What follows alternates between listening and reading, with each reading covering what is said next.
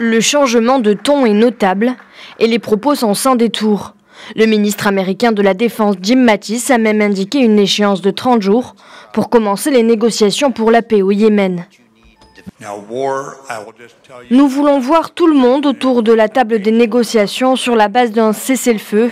Et ce cessez-le-feu doit être basé sur un retrait des rebelles Houthis de la frontière avec l'Arabie saoudite, puis un arrêt des bombardements de la coalition arabe dirigée par l'Arabie saoudite et soutenue par les États-Unis.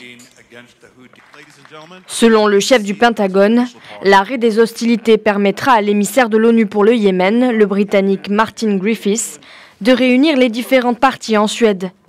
Le chef de la diplomatie américaine, Mike Pompeo, a soutenu le ministre de la Défense dans un communiqué, en demandant que cessent les frappes aériennes de la coalition menée par l'Arabie saoudite, ainsi que les tirs des rebelles Houthis.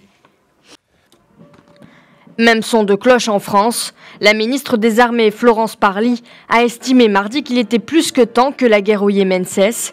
Sur une chaîne de télé et à la radio, elle a réitéré son indignation face à la crise humanitaire dans ce pays.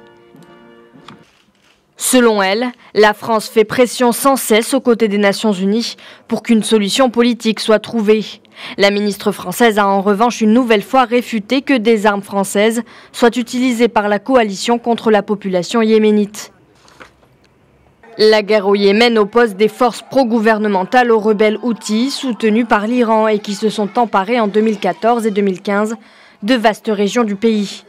Elle est décrite par l'ONU comme la pire crise humanitaire du monde actuellement.